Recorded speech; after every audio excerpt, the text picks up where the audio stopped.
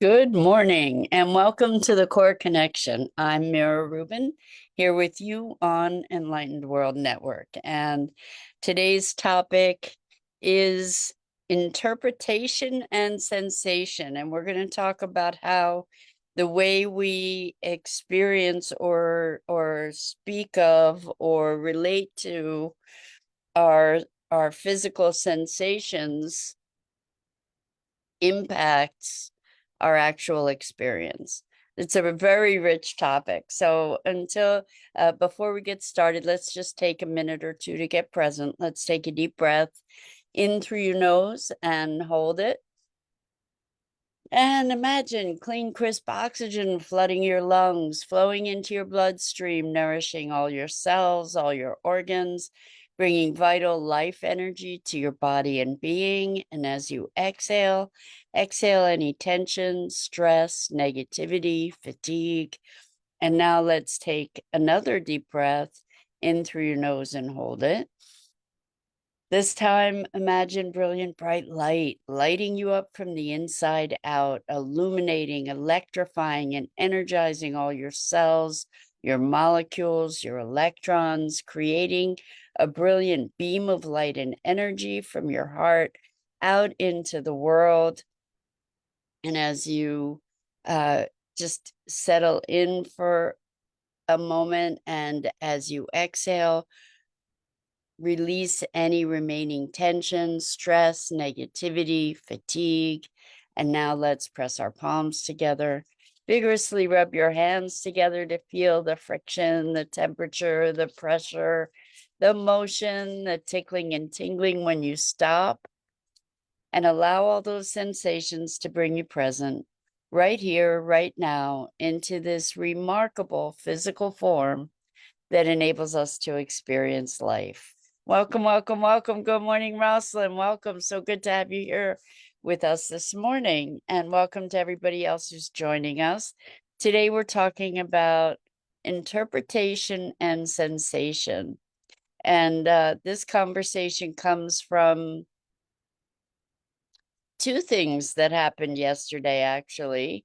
One was that I was speaking with a client who had a lot of experience in life with physical pain, and those experiences started manifesting into almost phobic sorts of responses, where there was such an aversion to pain or such a fear of pain that it inhibited them from simple or things that most of us consider simple or basic um, self-care kinds of things, like going to the dentist, getting their teeth cleaned, etc. So we were talking about pain and launched into the conversation that when we define pain as pain, our inclination is to brace against it, to constrict around it. And when we constrict around it, what happens is that pain is amplified, and the experience, just by defining it as pain, becomes something even more unpleasant. And so we were saying, well, what if instead of defining that sensation as pain, you just acknowledge it as sensation and can then allow yourself to deepen into the experience of that sensation. And the remarkable thing that happens when we do that is that the whole experience shifts, the sensation shifts. It's really extraordinary, actually. Um, so the other impetus for this conversation was that I I had my own personal breakthrough yesterday. So this is a big deal for me. It may seem silly or it may seem stupid to listen, those of you listening, but for me it was a really big deal. So for years, this is about changing your story, change your life. For years, I have said, I hate the cold, I hate the winter. I get cold in the beginning of the winter and I don't thaw out until the spring. And I just had this whole story about being the victim of winter, so to speak. So yesterday I was outside, um, and it was really frigid cold, really frigid cold with moisture in the air, so that the cold sort of was this penetrating cold. And I started out by saying, I hate the cold, and bracing against it. And then I had the opportunity to just say, well, wait a second. There's this incredible freshness, this incredible crispness that I'm experiencing on my cheeks, and the sensation of it, rather than trying to defend myself against it and brace myself against it, the experience of the crispness on my skin, and the awakeness that I felt, and feeling the sensation of it, I actually got into it. I actually enjoyed it. And this is something that I know a lot of people really enjoy the cold and enjoy skiing. And in fact, I imagine myself enjoying the cold and skiing, and feeling that briskness, and having it be something that brought vitality and aliveness. And it was a very simple thing, but it was a massive breakthrough. And I noticed then, as I was allowing myself to be really present to the deliciousness of the sensation, all of a sudden I was seeing all the, city lights and the colors, and everything was brighter. So it was a heightening of all my senses. And the deliciousness of settling into and experiencing the cold expanded into just a deeper, richer experience of just being, and being present to all the magic that was around and is always around. So what happened? What happened? One aspect is I stopped resisting. This is the biggest aspect, probably, is I stopped resisting the experience. And I allowed myself to have the richness of it. So I talked a little while ago about this book called The Having, and that's my intention for this year, is to move into, to relax into, to embrace the having. And that's not necessarily, it's not in any way restricted to material things. It's about being in the abundance of the present, and the richness of all of it, which we are sensual beings. We experience life through our senses. And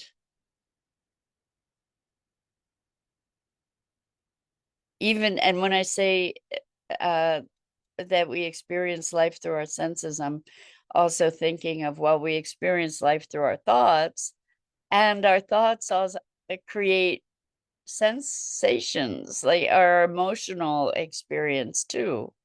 So when we can be present, really what it is radical presence. That's what we're talking about, is being able to allow ourselves to be in the deliciousness of the moment, to find the ecstasy even in a moment. Here's something that I had resisted, that I had defined as I hate winter, instead of, wow, this is pretty amazing. I mean, the contrast of this briskness and the different physical sensations of it, and how that cold can just take your breath away. And we know that cold can be very stimulating for health, with the ice baths and such, and allowing ourselves to expand into that dimension of experience, additional dimensions of experience, rather than trying to fight life off, fighting off what's there, to allow ourselves to receive it. And I think that that's what the breakthrough was, in so many ways, was a breakthrough in receiving, being able to welcome something that expanded my experience. And also being able to recognize that was kind of fun, to recognize that here was a change, here was an awakening, and I was able to even to be present to that too, in addition to the benefit of that experience itself. So what in your life do you have a story about? So really just changing the story, change the experience. What in your life do you have a story about that if you were to shift it, there would be an opening? Because I was talking about a whole season, right? Where I was hiding myself away and limiting myself, putting additional constraints, guardrails, whatever, on myself in winter. It's like I'm going to avoid winter, instead of just really being able to enjoy it. How are you maybe defining things in such a way that you're creating hardship for yourself? Because winter's going to happen. I mean, you may be in a cold place or you may not, but winter's going to happen, right? Wherever you are, however it shows up. And we can complain about it, or rain is going to happen, or snow is going to happen, all depending where you are, of course. So what are we going to do about it? There are certain things we can relax into. We can expand ourselves to include room for those experiences, which is so enriching. And I'm not saying to be complacent or accepting of circumstances that are horrible circumstances. Yes, we get to transform those circumstances too, to take action. And we get to embrace things as they are. So Rosalind says mine would be traveling. It's stressful and uncomfortable. And certainly, Rosalind, with the notion that traveling is stressful and uncomfortable, it's going to be, right? So how can you change your story that shifts your experience? Because what I notice is that when I'm rushing, when I am trying to, when I want things to be a certain way, the flight landed in Texas and the flight was late, which is, there's nothing I could do about it. The flight was late. It made me miss my connecting flight. I could have been all freaked out. And this was an opportunity to practice one of the things that I share all the time, which is life is happening for me and through me rather than to me. So I missed the flight. I went to customer service. I said, I missed the flight. This is where I'm headed. And I wasn't stressed out. And the woman at the service counter, she had the same last name as I did.